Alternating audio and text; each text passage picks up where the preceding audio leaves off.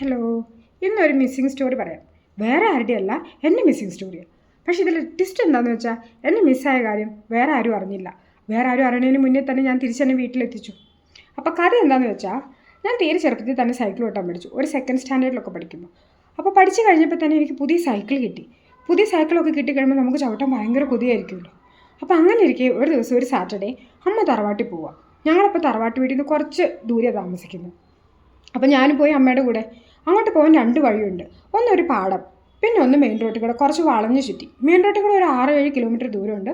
പാടത്തേക്കടെ ആണെങ്കിൽ വേഗം എത്തും. അപ്പോൾ അങ്ങോട്ട് ഞാനും അമ്മയും കൂടെ വയമ്പത്ത് ആ പാടത്തേക്കടെ പോയി അവിടെ എത്തി അമ്മേനോട് തിരിച്ചു പോയിക്കോളാൻ പറഞ്ഞു.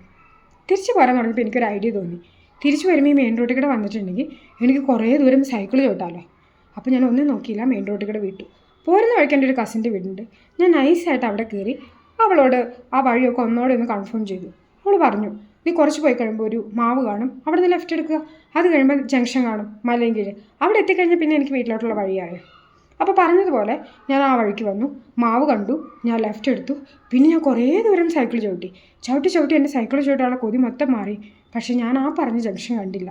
എന്നിട്ട് ഞാൻ പോയി കുറേ സ്കൂൾ കണ്ടു, കോളേജ് കണ്ടു, ഹോസ്പിറ്റൽ കണ്ടു, കുറേ ബസ്, കുറേ ആൾക്കാർ, വലിയ വലിയ ജംഗ്ഷൻ. പക്ഷേ ഈ പറഞ്ഞ സ്ഥലം മാത്രം ഞാൻ കണ്ടില്ല. അപ്പോൾ എനിക്ക് മനസ്സിലായി ഏകദേശം എനിക്ക് വഴി തെറ്റിയെന്ന്. പക്ഷേ എന്നാലും ഞാൻ ഓർത്തു, നമ്മുടെ വീട്ടിലോട്ട് കുറേ റോഡുകളുണ്ടല്ലോ. ഈ പറഞ്ഞ വഴിക്കവിടെ വന്നില്ലെങ്കിൽ ഞാൻ ഈ വഴിക്കെങ്ങാനും പോയാലും കറങ്ങി തിരിഞ്ഞ് ഞാൻ അവിടെ തന്നെ എത്തും. അല്ല, ഒരു കണക്ക് പറഞ്ഞ് ഭൂമി ഉരുണ്ടതാണെന്നാണല്ലോ പറയണത്. അങ്ങനെയൊക്കെ വിചാരിച്ച് ഞാൻ ആ വഴിക്ക് പോയി.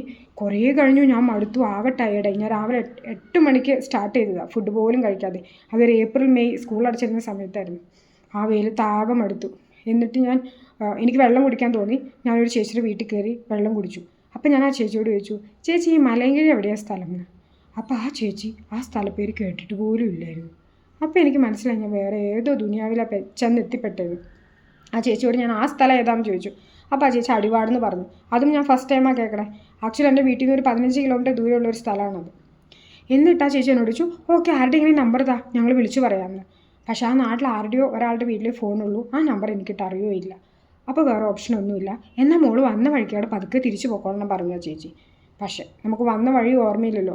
ഇതിലും കണ്ട വഴിക്കടെ ഒക്കെ കയറിയാണ് ഞാൻ അവിടെ എത്തിയത്. പക്ഷേ എന്താണെങ്കിലും എനിക്ക് തിരിച്ചു പോകാതെ വേറൊരു ഓപ്ഷൻ ഇല്ലാന്ന് എനിക്ക് മനസ്സിലായതുകൊണ്ട് ഞാൻ സൈക്കിൾ എടുത്ത് പതുക്കെ പോന്നു. മനസ്സിലാകെ ഒരു സമാധാനം ഉണ്ടായിരുന്നത്, അമ്മ വൈകിട്ട് 5 മണിക്ക് തിരിച്ച് വീട്ടിലെത്തുള്ളൂ. ആ സമയം വരെ എന്നെ കാണാതെ പോയ കാര്യം ആരും അറിയില്ല. അമ്മ വിചാരിക്കും ഞാൻ വീട്ടിലെത്തിയെന്ന്, വീട്ടിലുള്ളവർ വിചാരിക്കും ഞാൻ അമ്മയുടെ അടുത്തായിരിക്കുന്നു. അപ്പോൾ അതുവരെ എന്നെ കാണാത്തതിൽ ആരും വിഷമിക്കില്ല. അമ്മ എത്തുന്ന സമയം കൊണ്ട് എനിക്ക് എങ്ങനെയെങ്കിലും വീട്ടിലെത്തിയാൽ മതി. അതായിരുന്നു എൻ്റെ ആകെ ഉണ്ടായിരുന്നൊരു പ്രതീക്ഷ. അത് കഴിഞ്ഞാൽ ചേച്ചി പറഞ്ഞ പോലെ ഞാൻ തിരിച്ചു പോന്നു. ഞാൻ ഓരോ മിനിറ്റിലും കണ്ട ആൾക്കാരോട് സ്ഥലം ചോദിച്ചു. മലയങ്കിഴി ചോദിക്കുമ്പോൾ ആർക്കും അറിയണില്ല. അപ്പോൾ എനിക്ക് മനസ്സിലായി അത് ചോദിച്ചിട്ട് കാര്യമില്ലാന്ന്. പിന്നെ അതിൻ്റെ വലിയ സിറ്റി കോതമംഗലമാണ്. അപ്പോൾ ഞാൻ അവരോട് കോതമംഗലം എവിടെയാണെന്ന് ചോദിച്ച് ഞാൻ പോന്നു. പിന്നെ ഞാനിങ്ങനെ ഫസ്റ്റ് ടൈം സൈക്കിൾ എടുത്ത് ടൗണിലേക്ക് ഇറങ്ങിയതാണ്. എനിക്ക് ലെഫ്റ്റ് സൈഡിൽ കൂടെ കറക്റ്റായിട്ട് ഓടിക്കണമെന്നോ അല്ലെങ്കിൽ എങ്ങനെ റോഡ് ക്രോസ് ചെയ്യണമെന്നോ ഒന്നും അറിയില്ല. ഞാൻ ലെഫ്റ്റ് സൈഡിൽ തണൽ കാണുമ്പോൾ ലെഫ്റ്റ് സൈഡിൽ കൂടെ പോരും, റൈറ്റ് സൈഡിൽ തണൽ കാണുമ്പോൾ വണ്ടി ഉണ്ടോ എന്ന് നോക്കാതെ റൈറ്റ് സൈഡിലേക്ക് ക്രോസ് ചെയ്ത് പോരും. അങ്ങനെ ക്രോസ് ചെയ്തിടണതിനിടയ്ക്ക് ഒരു വണ്ടി വന്ന് എന്നെ ഇടിച്ച് താഴെ ഇട്ടു. പക്ഷേ അതുകൊണ്ടൊന്നും ഞാൻ തകർന്നില്ല. ഞാൻ സൈക്കിൾ എടുത്ത് വീണ്ടും തിരിച്ചു. അങ്ങനെ നടന്ന് ഒരു വൈകിട്ടാവാറായപ്പോഴത്തേക്കും ഞാൻ ഫൈനലി മലയങ്കിഴി കണ്ടു. മലയങ്കിഴി കണ്ടപ്പോൾ എനിക്ക് ആശ്വാസമായി. പിന്നെ അവിടുന്ന് എനിക്ക് എൻ്റെ വീട്ടിലോട്ടുള്ള വഴി അറിയാം. അപ്പോഴേക്കും എൻ്റെ സൈക്കിൾ വിട്ടുള്ള കൊതിയൊക്കെ പാടേ മാറി. ഞാൻ സൈക്കിൾ ഉന്തിക്കൊണ്ടൊക്കെ പോയി. എന്നിട്ട് ഞാൻ വീട്ടിലെത്തി. സമയം നോക്കിയപ്പോൾ 4:45. അപ്പോൾ അച്ഛൻ വീട്ടിലുണ്ട്. അച്ഛൻ ചോദിച്ചു, അമ്മ എന്തേ വന്നില്ലേന്ന്. ഞാൻ പറഞ്ഞു, അമ്മ ഇപ്പോൾ വരുമെന്ന് പറഞ്ഞ് ഞാൻ ആ കട്ടിലേക്ക് കയറി കിടന്നു. അപ്പോൾ നമുക്ക് കിട്ടിയ ഒരു റിലാക്സേഷൻ ഉണ്ടല്ലോ, അതെനിക്ക് ഇപ്പോഴും ഓർമ്മയുണ്ട്. എന്നിട്ട് ഞാൻ ഈ കഥ അന്ന് ആരോടും പറഞ്ഞില്ല. പക്ഷേ അടുത്ത 3 ദിവസം എനിക്ക് നല്ല പനിയായിരുന്നു. ഈ പേടിച്ച് പനി വരികയെന്ന് കേട്ടിട്ടില്ല അതുപോലെ. അപ്പോൾ പിന്നെ എനിക്ക് സത്യമൊക്കെ എല്ലാവരോടും പറയേണ്ടി വന്നു.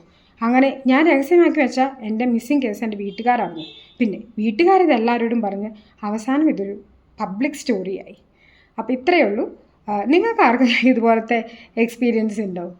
അടുത്ത കഥയുമായി അടുത്ത എപ്പിസോഡിൽ കാണാം. ടാറ്റാ.